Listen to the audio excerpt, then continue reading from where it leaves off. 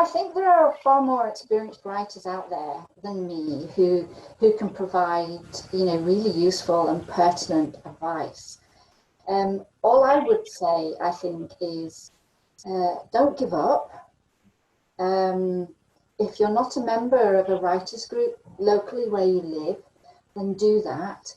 I found it invaluable, especially, once I knew I could trust the people who were in the group.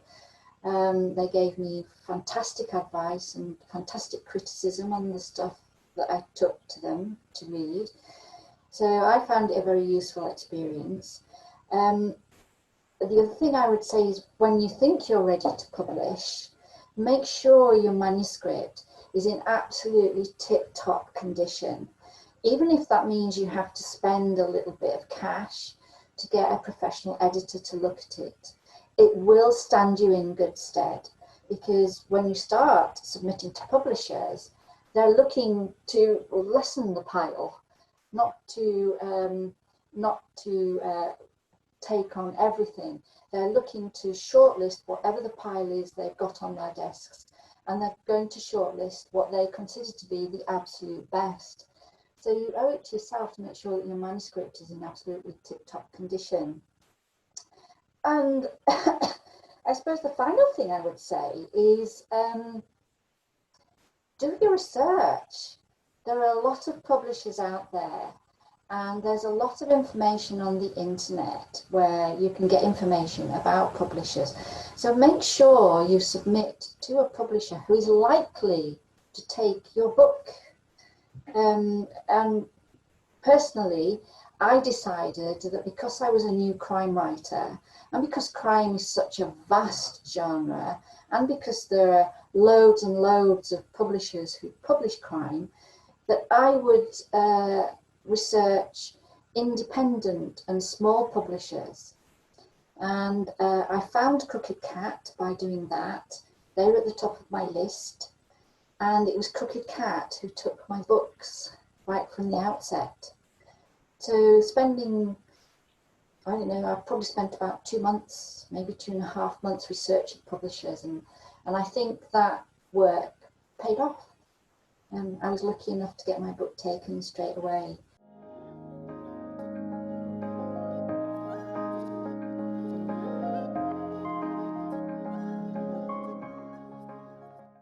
The easy answer and the textbook answer is if you're a new writer or if you want to become a writer, read widely. You've already read probably hundreds and hundreds and hundreds of books. And in the back of your mind, that's kind of given you criteria for what works, what doesn't work, how to tell a story. And that's valuable, and that becomes increasingly valuable as you are a writer and you read critically. Write every day. There are people who wait for inspiration, and there are inspiring moments. But the reality is, if you ask anyone that's a New York Times bestseller, is that it's time in the seat that counts. So it's more important that you segregate some time in your busy schedule, whether it's just 5 minutes. When I was in combat zones, and when I was working with the boys before we came out to Idaho, and getting them in school, and Jody was away deployed, I looked at it as working out. And I said, if I can just write 5 minutes, if I can be a writer for 5 minutes a day, I can do that. I can find 5 minutes in my schedule and do that. And then over lunch, I'd review what I wrote. And after dinner, when the boys went to sleep, maybe I'd rewrite it. So that 5 minutes became 15 minutes. That 15 minutes became 30 minutes. That 30 minutes became a productive 30 minutes. So it's time in the seat that counts. But for me, the most important part is constructive feedback, because there are a lot of people and even professionals that like you and like what you've written before. And that level of honesty, both for someone to be willing to do a brave thing and tell you that your story is your baby, and there are instances where your baby is ugly, and you want to fix that. You want it to grow up to be big and strong, so other people can be proud of its accomplishments too. And you can't do that unless you're both receiving honest feedback, and if you're honest with yourself about what worked and what did not work. And you have to realize, especially when you're starting out, not all of us have the tools we want or need when we need them as writers. And that's okay. We learn as we go on. Writing a novel is a lot like building a plane while you fly it. There are going to be holes. Some things you need won't work right, especially at first. But if you keep at it, you will absolutely get to your destination. The hard answer, because that's the easy answer, you really have to believe in your story. And that sounds, well, implicit. It sounds like, you would, but if you don't believe in your story hard enough to fight for it, because there are going to be battles for your time. You'll fight for that time to write. You'll need to fight yourself because there are a million reasons not to write, but there's only one reason to do it. And that reason is because you have no other choice, because it's important to you, and because you have to get your story on the page. And then I'll even up the ante there. Here's the hardest advice. You can't get better without feedback, like I said before. But even at this point, I'll give you a specific example. The Asher's Tears book I'm working on right now, I originally wrote it for an older young adult audience. So think high school kids that just getting ready to graduate, and then maybe creeping into first freshman in college kind of years. But when we went through and I did it, it really was a story for a middle grade audience, which is sort of your junior high school to your first couple of years in high school. And those couple of years might not seem like a lot, but developmentally for kids, for youths growing up, there are big changes that happen in those years. And I did not know that. So when I shared my story with the publisher, I said what I wanted to do, and it got great reader feedback, but it wasn't going to hit the audience that I really wanted to reach consistently. So my notes that I got back from my editor, I've been in combat zones, and after that I had to sniffle back a tear. It was harsh criticism, but it was phenomenal because the first editor that I worked with for Asher's Tears was a specialist, and she had like 15 years at one of the big publishers, and she was the director of their juvenile department, and she was a major editor for both buying stories and for refining them to get them to market. And her feedback was phenomenal, and it stung because I wrote a book that won some awards, and so I proved that I can write, but I had never written in this genre before. I had never done this before. And to have an expert that was willing to be honest with me and tell me what worked, what didn't, and give me some nuggets of advice, that was phenomenal. But that's one of the hardest things to do as a writer. And you have to acknowledge that at different stages, your writing is going to be different. All first drafts are terrible. We love them because what was in our head is now on the page, but they're awful.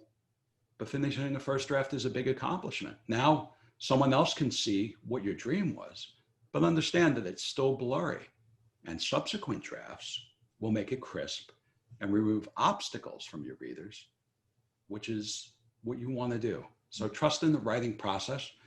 And the last piece of advice I have is trust in yourself as a writer.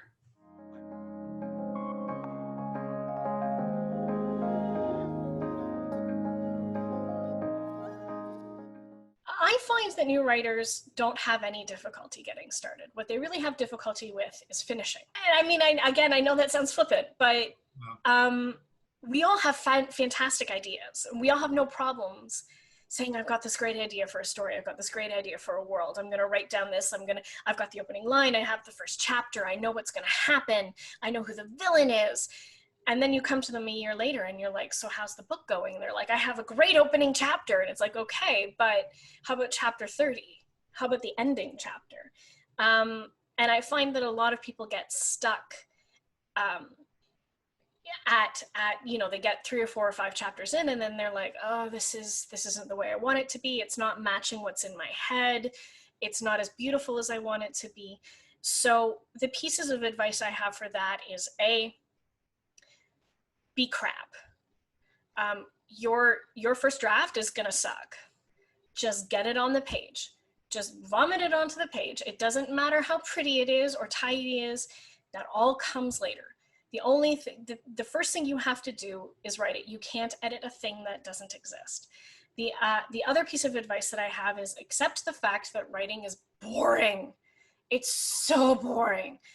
Sitting at your computer for 8 hours a day, going in the silence, alone, is boring. But that's okay. That's part of writing. So find a way to make it engaging for yourself. I have a calendar with gold stickers, and if I write 2,000 words that day, I get a gold sticker. I'm still in kindergarten. If I finish a chapter, I tell a friend that I did so, and we have a little celebration. My writer friends and I check in on one another. I do National Novel Writing Month, which challenges you to write 50,000 words in a month. 50,000 words does not a novel make, but it's the first 2/3 of a novel. Just find ways to motivate yourself, make deadlines, talk about it publicly with people so you're held accountable. Whatever you can do to motivate yourself. And you don't have to write the book in order is the last piece of advice, which helps you deal with the first 2 issues. There's nothing saying you have to write the book in the order that the events happen. I personally don't. I play Jenga. I'm like, I take this bit from the middle and I put it here, and I'm going to write this bit, and I just had a great idea for something that should happen in the climax, so I'm going to jump to the climax and write that. It was very difficult to do that when I was writing only in Word. I found that a very frustrating process. So now I use a program called Scrivener, which is specifically meant for novel writing, people who write novels, and it makes it much easier to move things around and assemble my manuscript like a puzzle. So yeah, accept that writing is boring, and find a way to motivate yourself. Find a way to motivate yourself to not just start it, but to finish it. And there's nothing saying that you have to write it in order. Figure out the best method for yourself. There's a quote, and I believe it was Wayne Gretzky who says it, that to be able to even play hockey, you need 1,000 hours on the ice, just practicing.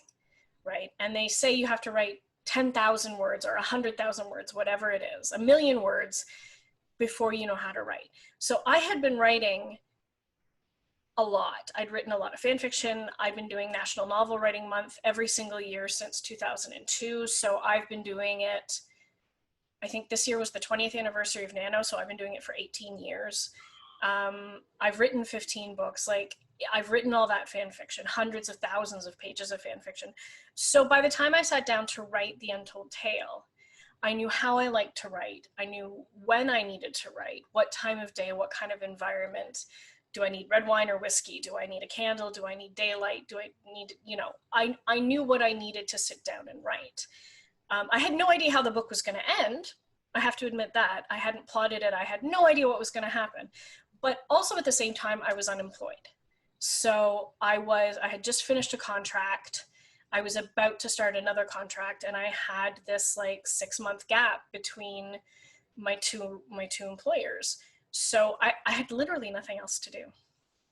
And a brand new agent at the time. So a lot of motivation to hand her something new and shiny and something that no one had ever done, or something that I had never done before. So I had lots of practice, lots of motivation, and lots of time and space to write it. My debut novel was, I started it when I lived in Japan, and it was started in 2006, and it was published in 2011. Okay. So, and I did like 60 drafts of that book. So each book is different depending on how many drafts. Like The Untold Tale only needed 4 drafts. But The Forgotten Tale needed like 30. So it all depends on the book and the situation that you're in and the idea that you have at the time, and how much space you have to write it. For me, a draft is anything that I will regret in the morning. So if I write something and then I'm going to change a character's name, or I'm going to change this motivation, or the character has fried eggs for breakfast, and then I wake up the next morning, I'm like, no crap, the character should have pancakes for breakfast because it's a better metaphor for blah, blah, blah. To me, that's a draft. Oh. Even if I'm only going in and changing what the character had for breakfast.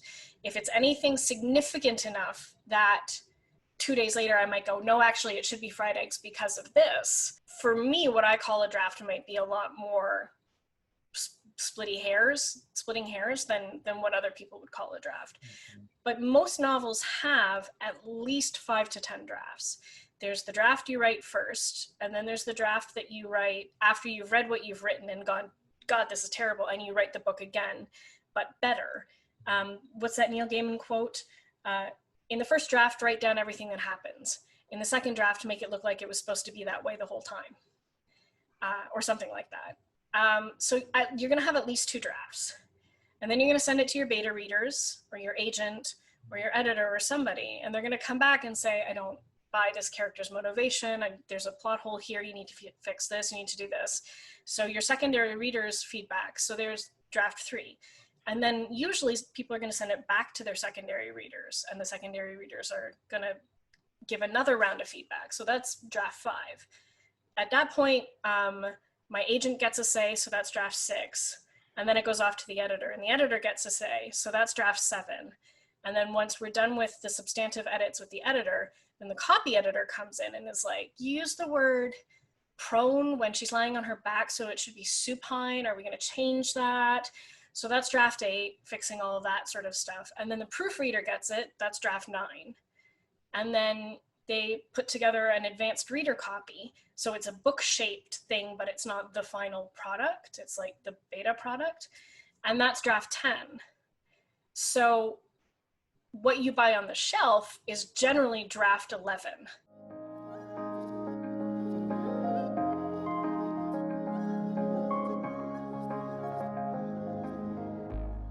If you're going to write your book, first thing is to learn how to write. I spent a lot of time learning how to write. You know, I've been a professional web developer for a long time and a technical writer. That didn't translate because I had to really learn how to write a novel, you know.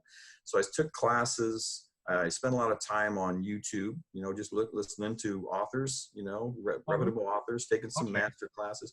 So learn how to write. And you don't have to wait, because you can start writing your story, you know, just start putting it on paper and writing it down, because you're going to go back and you're going to edit that thing, you know, 20, 30 times before you're ready for an editor, because you're going to go through and you're going to catch things and stuff. But just write the story down, just write your story, you know, and then learn how to write. And you can get help. I mean, there's people who can help you. If you really just can't write, you know, there's people you can hire to help you write the story. There's ghostwriters and stuff that you could find. But I think it's more enjoyable to just write the story yourself, because you're closer to it and you're, you know, involved in it. To get it written, you just have to figure out, you know, what am I going to write it in? I use Microsoft Word, and I just start typing, and I look up to see how to properly format a manuscript. And you can find all this stuff on the internet and on YouTube and, you know, tutorials and stuff, so that you have it properly formatted when you want to submit it to publishing companies or to an agent, you know, that way it's, you know, they look at it and say, okay, you know, it's professionally formatted, so it'll get their attention. And then you need to learn how to edit, and edit it the best you can. I mean, best as an author, even Steven Spielberg and stuff, they all have editors, because they write it the best they can. They edit it to the point where it's just they can't do anymore. Then they turn it over to a professional editor, who then the editor's job is to polish that prose, and then getting it over to, then you have to decide, am I going to self-publish or am I going to traditionally publish? And so there's nothing wrong with self-publishing. It's kind of the way a lot of authors are going these days. There's a lot of published authors who choose to self-publish their books now, because you actually get a bigger royalty, you know, when you're self-publishing. Amazon's going to pay you, you're going to get about 70%, you know, as opposed to if you're traditionally published, you know, maybe 10 to 30%. Benefit with traditional publishing is distribution. You know, you're going to get into bookstores and on shelves and they kind of help you market it, and they kind of push you. So you got somebody behind you pushing the book. Whereas with self-publishing, you're really, really on your own. You know, you're on your own to create the book cover, you know, get your ISBN number and the copyright and all that kind of stuff there. But it's worth it. It's not really that hard to do. And there's so many resources out there to tap into to show you how to do that and teach you how to do it. And I'm available for people who have questions. And I mean, you know, you can go to my website for this book is heartofsteelbook.com. and it's got a lot more information about the book up there, and it's got my email on there. And I love hearing from people, especially, you know, people who've read the book and stuff. I love hearing their thoughts and feedback, and I answer questions for, you know, for people the best that I can. I like helping, you know, people or potential new authors, you know, make their way. So I try to be very responsive and quick and answering folks when they're, because I think your readers want to know you. I mean, they want to know something about you. They want to feel that connection, you know, and I want to stay completely open to those kind of connections. I love talking to folks. I got a call from a lady from Cincinnati who heard me on the Reds flag station there that I had an interview on back in November, December. She's like, I heard you on the radio. I heard your book. It was interesting. I ordered it. I got it. I've got more questions, you know, for you about Stanley. You know, what happened to him after, you know, and she'll start asking all these questions. So I love it. I love, you know, sharing that stuff and giving them extra, you know, in behind the scenes information and stuff. So the PR guy was pretty busy. He got quite a great reaction from the media when he put out a press release. I mean, we got a lot of stuff back from a lot of different radio stations. I talked to Donna Fiducia, who used to be a Fox News anchor years ago. Her and her husband were interesting to talk to. They were very funny. They're a lot of fun to talk with. But but that comes with good PR folks, and then it just kind of propagates because I'm a professional web developer, so I didn't have to pay anybody to do the website. I did that myself. I actually worked for the city of Peoria. I was their web developer for 14 years. Did all their web stuff. That was a great job. But I retired early. I used my military time, retired early and stuff. But yeah, I have the video embedded there. So it does, people like to, you know, I kind of made it a book trailer out of it. I'd like to make another book trailer, a more Hollywood cinematic one that kind of maybe previews the movie a little bit. But I have one up there just where I'm narrating.